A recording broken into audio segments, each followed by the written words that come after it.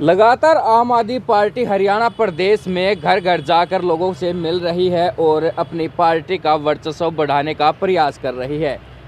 जिस प्रकार से आम आदमी पार्टी के कार्यकर्ता प्रयास कर रहे हैं, वही झटका देने वाले नेता भी पीछे नहीं हट रहे।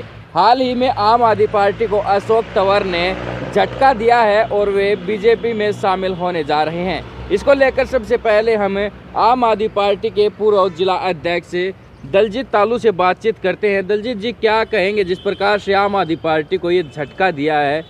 कांग्रेस के पूर्व सांसद रहे हैं और आम आदमी पार्टी उन्होंने ज्वाइन कर रखी थी। काफ़ी प्रयास था कि राज्यसभा में उनको भेजा जाए, उसके बाद से ये कुछ मामला गड़बड़ में आया। तो क्या कुछ कहेंगे इस पे? नहीं, ऐसी कोई बात नहीं थी कि राज्यसभा नहीं मांग रहे थे अशोक तंवर जी हमारे सामने, तो ऐसी कोई बात नहीं आई। लेकिन कोई परिस्थिति रही होगी उनकी, जो आम आदमी पार्टी को छोड़ के बीजेपी में जा रहे हैं। ऐसा तो कुछ नहीं था। हमारी परिवर्तन यात्रा चल रही थी, उसमें आपने देखा होगा अशोक तंवर जी जो यात्रा भिवानी में हमने निकाली थी, उसमें खुद नाचने का काम कर रहे थे कि आम आदमी पार्टी की 2024 में हम सरकार लेंगे। लेकिन पता नहीं अचानक ऐसा क्या हुआ कि क्या परिस्थिति रही होंगी, इसके बारे में देखो वो तो ज़्यादा वही बता पाएंगे। तो अशोक तंवर परिवर्तन यात्रा में नाच रहे थे, वो खुद का परिवर्तन कर गए और आम आदमी पार्टी को नचा गए। नहीं, ऐसा नहीं। आम आदमी पार्टी तो अपने बलबूते पर खड़ी है, वो ऐसे ही रहेगी। हमारे कार्यकर्ता इतने मजबूत हैं कि एक कार्यकर्ता जाता है तो 10 आते हैं हमारी पार्टी में। ये तो एक ट्रेन है, ट्रेन, इसमें कब कौन चढ़ जाता है कौन उतर जाता है ये तो भविष्य के गर्भ में है, ये कोई नहीं कह सकता। आम आदमी पार्टी तो जैसे कभी चौधरी देवलाल ने कहा था कि भाई मेरी पार्टी या मेरा घर तो ट्रेनिंग सेंटर है, यहाँ से ट्रेनिंग लो और अपना काम करो। तो आम आदमी पार्टी में तो नेता है जो अपना नेता बनने के लिए आते हैं और फिर छोड़ के चले जाते हैं, वो उनका खुद का फैसला होता है। तो दिल्ली से चली आम आदमी पार्टी की ट्रेन पंजाब में गई और अब हरियाणा के चक्कर तो लगा रही है। क्या जो आखिरी जंक्शन बस्ता चंडीगढ़ जाने का इस ट्रेन का, क्या वो सफल हो पाएगा? बिल्कुल। हमारी आम आदमी पार्टी के संयोजक दिल्ली के मुख्यमंत्री अरविंद केजरीवाल जी हरियाणा के भिवानी के ही रहने वाले हैं और खासकर उनकी अभी बस हर कार्यकर्ता की और उनकी एक इच्छा कि हमने आम आदमी पार्टी के एक भिवानी के गांव सिवानी खेड़ा में वहाँ पर जाके जन्म लिया और उसने दिल्ली में जाके ऐसा काम किया, शिक्षा पर, स्वास्थ्य पर, महिलाओं का किराया फ्री, बुजुर्गों की तीर्थ यात्रा। तो हम भी, हमारे हरियाणा की जनता भी चाहते कि हमारा बेटा, हमारा भाई हरियाणा में भी यहाँ सरकार बनाए और ये सुविधा हरियाणा की जनता को दे। जो बाहर जाके दे सकता हमारे को भी दे। ये हरियाणा की जनता की आवाज़ है। ये आप ट्रेन ये चंडीगढ़ जाके रुकेगी, हरियाणा में सरकार बनाएगी, इस बार 2024 में बनाएगी, ये बिल्कुल क्लियर बनाएगी सरकार। ये तो देखते हैं कि वो जो ट्रेन चली है दिल्ली से पंजाब होते हुए हरियाणा में, कितने डिब्बे लेकर वो चंडीगढ़ पहुंचती है।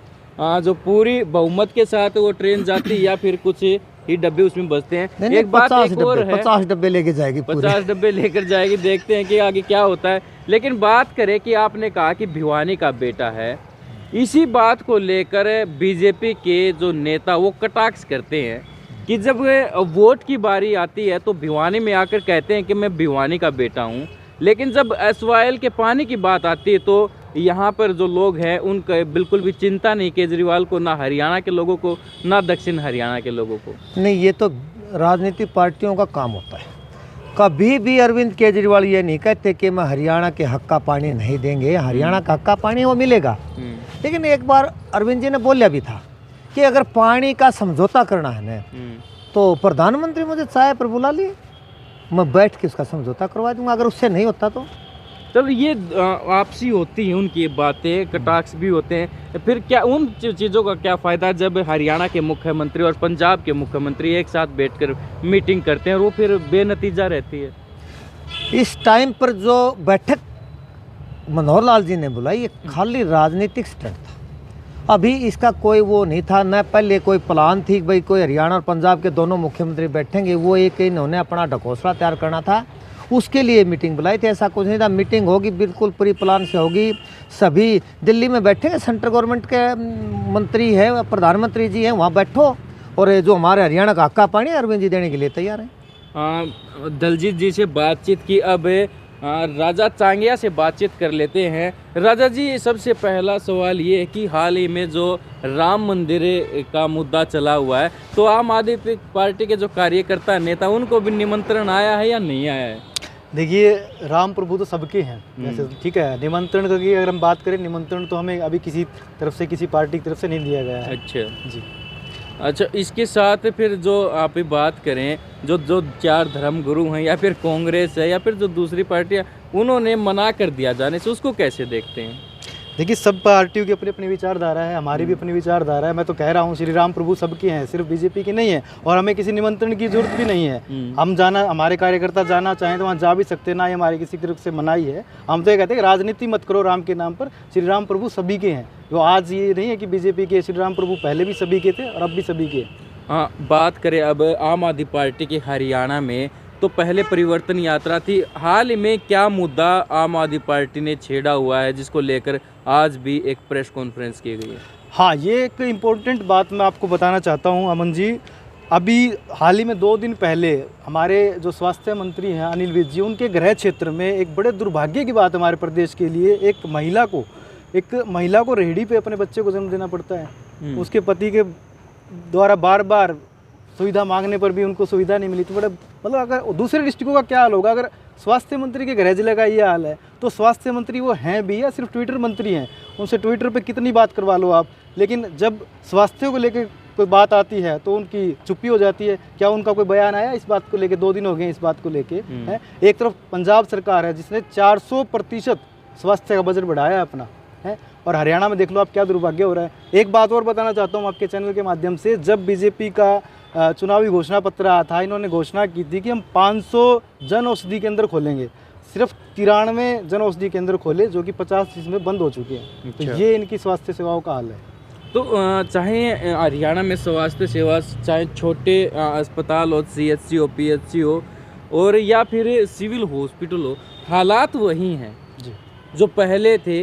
डॉक्टर्स की कमी, दवाइयों की कमी, हॉस्पिटल मेंटेनेंस की कमी, तो उसको ठीक कैसे किया जा सकता है? अगर आप ये ना सोचे कि कोई पार्टी कर रही है, कोई सरकार ठीक करे, तो उसको कैसे ठीक करे? आप दिल्ली और पंजाब की सरकारों से सीखो ना। जनता का पैसा, जो टैक्स का पैसा वो सरकार ले रही है, जनता के ऊपर लगा रही है।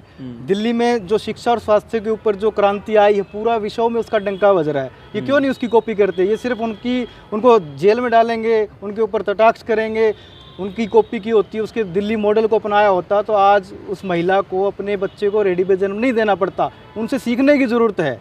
जब हम किसी पार्टी से, हम अगर केजरीवाल को किसी का अच्छा फॉर्मूला लगता है तो वो भी अपनाते हैं, तो इनको क्यों नहीं अपनाते? ये टैक्स का पैसा है जनता का, तो भाई जनता को लगाओ ना। आप करोड़ों रुपए की गाड़ी खरीद रहे हो, करोड़ों रुपए के ग्लाइडर खरीद रहे हो, बंगले खरीद रहे हो, वो जनता का पैसा जनता के ऊपर क्यों नहीं लगाते? अगर वो लगाते हैं तो वो फ्री की, वो बोलते हैं रेवड़िया बांट रहे हैं। कम से कम केजरीवाल जो मॉडल सरकार है, जनता का पैसा जनता के ऊपर तो लगा रही है, इनकी तरह दुरुपयोग तो नहीं कर रही। हाल ही में जो आम आदमी पार्टी के प्रमुख केजरीवाल हैं, दिल्ली के CM हैं, ED के 4था सम्मन उनको पहुंचा है और वो नज़रबंद हैं घर में ही। तो जो मामला चल रहा है, आम आदमी पार्टी या फिर दिल्ली के लोग या फिर कार्यकर्ता क्या सोचते हैं? अगर उनको जेल में जाना पड़ गया तो क्या दिल्ली की सरकार कैसे चलेगी और आगे भविष्य क्या देखते हैं आम आदमी पार्टी का? देखिए अमन जी, जेल में जाना पड़ गया, पहली बात तो जेल में जाना क्यों पड़ेगा उन्हें? उन्होंने कुछ गलत काम किया ही नहीं। दूसरी बात, जो ED है, उन्होंने CBI जांच के लिए मना नहीं किया। CBI ने जांच की, उनकी पूरे तरह उनके घर को खंगाला, हर तरीके से उनकी जांच की, वो शामिल हुए, उन्होंने कोऑपरेट किया। ED जो आप पीछे देख चुके, उन्होंने हमारे संजय सिंह को मनीष सिसोदिया की साजिश के तहत अंदर डाला। ठीक है, अभी लोकसभा चुनाव आने वाला है, इसलिए वो बार बार इतनी जल्दी समन दे रहे हैं। अरविंद केजरीवाल भाई एक पढ़े लिखे मुख्यमंत्री हैं, IRS की जॉब छोड़ चुके हैं। वो अपने एडवोकेट से सबसे सलाह करके उस चीज़ को चल रहे हैं, वो किसी को दरकिनार नहीं कर रहे। अगर उनको लगेगा कि उनको जाना चाहिए तो वो जाएँ भी गए, ED के सामने वो भी होंगे, जब लोकसभा चुनाव के बाद ED के सामने पेश भी होंगे। जी, बहुत बहुत धन्यवाद। एक तरफ थे हमारे दलजीत तालू और दूसरी तरफ थे राजा चांगिया, जिन्होंने आम आदमी पार्टी के जो अभियान चल रहे हैं और जिस प्रकार से अशोक तंवर ने झटका दिया है और दिल्ली के मुख्यमंत्री अरविंद केजरीवाल पर जो सम्मन भेजे जा रहे हैं, उन तमाम मुद्दों पर बातचीत की गई है।